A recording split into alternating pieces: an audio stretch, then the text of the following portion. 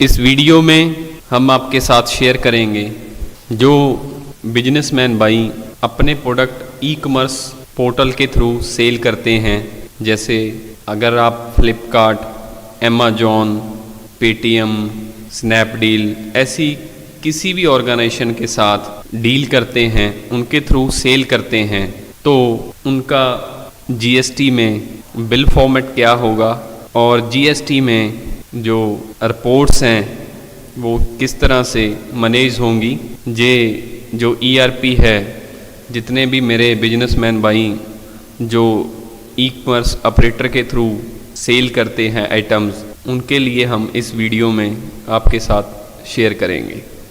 तो सबसे पहले जैसे मैंने यहाँ पे ईआरपी ओपन किया हुआ है और इसमें सबसे पहले हम मास्टर क्रिएट करेंगे। यहाँ पे मास्टर क्रिएट करने के लिए मास्टर पे क्लिक करेंगे और उसके बाद यहाँ पे करेंगे सेल टाइप। जो जर्नल सेल है उसकी पहले ही वॉचर टाइप हमारी बनी हुई है, जो ई कॉमर्स के थ्रू होगी वो यहाँ पे हम क्रिएट करेंगे। जैसे हम फ्लिपकार्ट के थ्रू ये करते हैं तो यहाँ पे डाल देंगे फ्लिपकार्ट रिटेल सेल।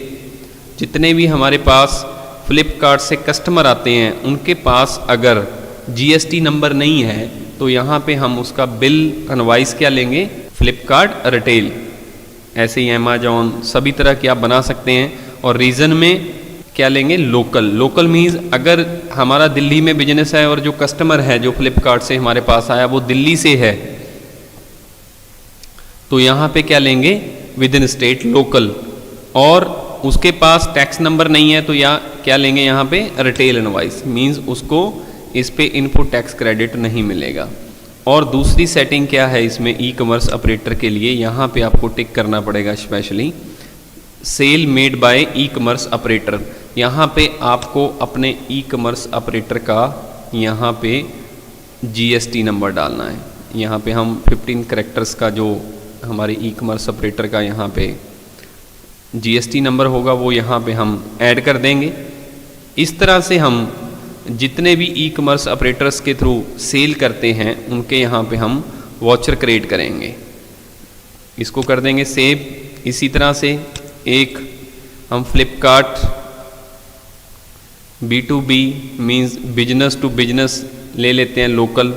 किसी के पास जीएसटी नंबर है उसको हम देंगे टैक्स इनवॉइस, मतलब उस इनवॉइस पे वो भी लोकल में लेंगे और उसके बाद क्या लेंगे, टैक्स इनवॉइस। उस पार्टीज को इस जीएसटी नंबर के अगेंस्ट जो हम माल सेल करेंगे।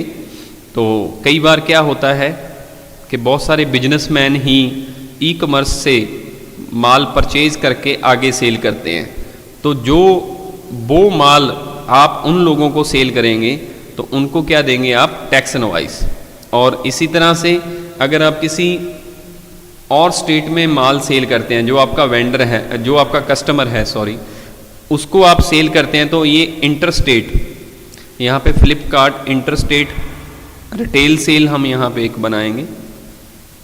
और इसमें भी हम यहाँ पे क्या ले लेंगे, बस रीजन में हम क्या कर देंगे, यहाँ पे सेंट्रल, और यहाँ पे अदर ले लिया उसके बाद, और यहाँ पे क्या ले लिया, रिटेल इनवॉइस। और फिर दोबारा से हम अपने जीएसटी ऑपरेटर का यहाँ पे जीएसटी नंबर डाल देंगे। इस तरह से सबसे पहले हम अपनी जितनी भी हमारी जितने भी टाइप्स की इनवॉइसेज हैं, सबसे पहले हम मास्टर डिफाइन करेंगे और ये हमारे मास्टर डिफाइन हो गए। इस तरह से अगर हम किसी को टैक्स इनवॉइस देनी है, किसी मतलब हमारा दिल्ली में बिजनेस है और हमारे पास जो क्लाइंट है फ्लिपकार्ट से आया वो है हरियाणा से है, तो हम उसको देंगे उसके पास tax inter state tax invoice, B2B या टैक्स इनवॉइस, कुछ भी आप अपने अकॉर्डिंग यहाँ पे वर्ड टाइप कर सकते हैं। ये भी सेंट्रल हो गया, अदर हो गया, और इसको हम यहाँ पे ले लेंगे टैक्स कैलकुलेशन में टैक्स इनवॉइस, और उसके बाद जीएसटी ऑपरेटर का नंबर डाल देंगे। जो ऑपरेटर है उसका हम यहाँ पे जीएसटी नंबर डाल देंगे। इस तरह से सबसे पहले आप इस ईआरपी में बिलिंग करने से पहले सबसे पहले मास्टर डिफाइन करेंगे, और मास्टर क्रिएट होने के बाद जो डेली की रूटीन की जॉब है वो सिंपली आपको यहाँ पे बिलिंग करनी है। उसके लिए क्या करना है, आपको एंट्री में आना है, सेल पे क्लिक करना है, न्यू पे क्लिक करना है, और यहाँ पे मैंने ले लिया क्रेडिट, और यहाँ पे प्लस बटन पे क्लिक करेंगे। जो भी हमारे पास ऑर्डर आया है फ्लिपकार्ट से, सपोज करो हमारे पास विद इन स्टेट ऑर्डर आया है और पार्टी के पास जीएसटी नंबर नहीं है, तो मैं यहाँ पे बनाऊँगा अक्षय कुमार, कस्टमर हैं ये हमारे, और यहाँ पे भी स्टेट दिल्ली ले लिया और स्टेट कोड मैंने 07 डाल दिया। और यहाँ पे पार्टी टाइप में हम यहाँ पे पार्टी का मोबाइल नंबर, एड्रेस वगैरह जो भी सारा डाल देंगे ताकि वो बिल पे प्रिंट हो। और यहाँ पे हम क्या लेंगे, विद इन स्टेट कंज्यूमर, और इसको कर देंगे हम यहाँ से सेव। इस तरह से हम पार्टीज़ के जो भी ऑर्डर आते हैं यहाँ पे अकाउंट क्रिएट करेंगे।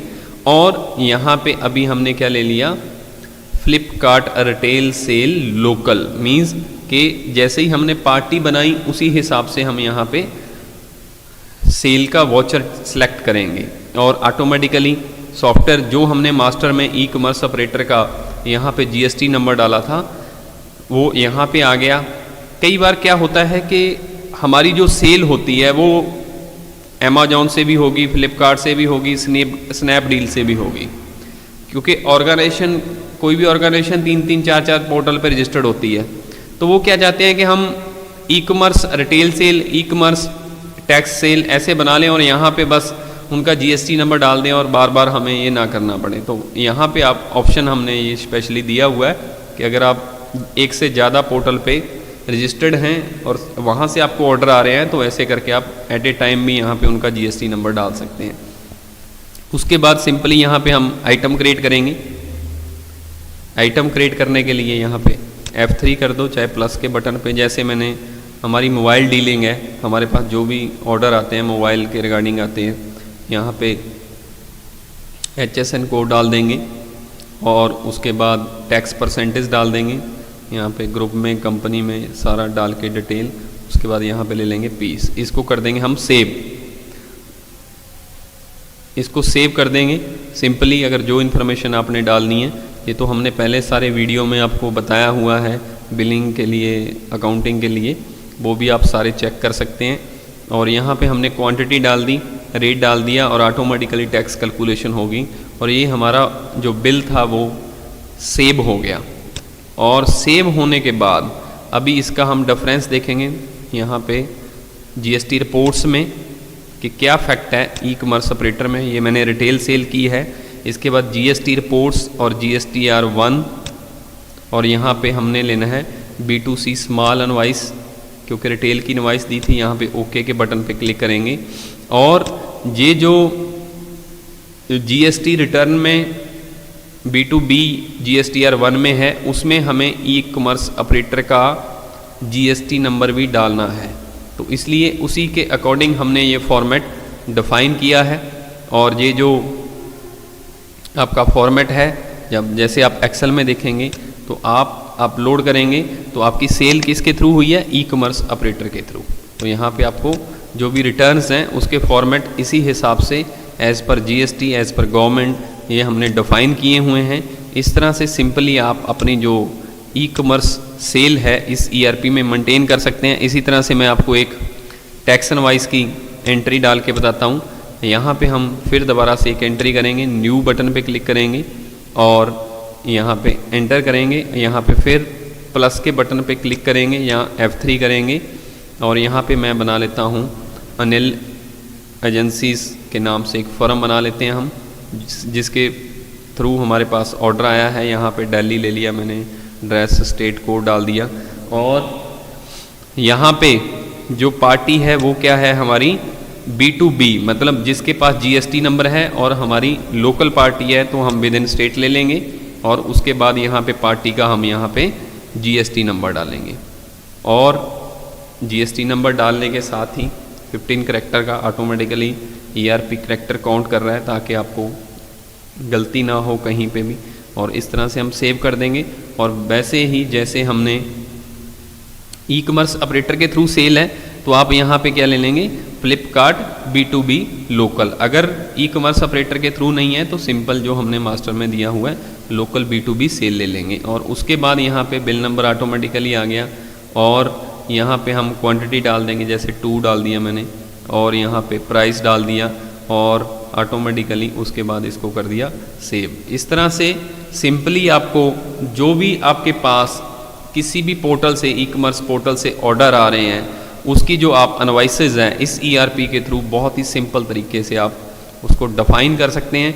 और इसकी रिपोर्ट आपको कहाँ पे मिलेगी? GSTR 1 में B2B सेल। और यहाँ पे पार्टी का GST नंबर अगर आप फर्स्ट में देखेंगे और लास्ट में अगर आप उधर देखेंगे, थोड़ा सा मैं उधर की तरफ आपको दिखाता हूँ, यहाँ पे ई कॉमर्स ऑपरेटर का GST नंबर भी आएगा। इस तरह से जितने भी हमारे ई कॉमर्स के थ्रू हमारे ऑर्डर आते हैं, उन ऑर्डर्स की जो इनवॉइसेस हैं इस तरह से हम इस ERP में मेंटेन करेंगे। इसी तरह से इंटरस्टेट, लोकल, ये सारी रिपोर्ट्स ऑटोमेटिकली आपको आपकी GSTR की मेंटेन होती जाएंगी। और इस तरह से आप अपना जो ई कॉमर्स बिजनेस है उसको आप इस ERP के थ्रू बहुत ही सिंपल तरीके से मेंटेन कर सकते हैं।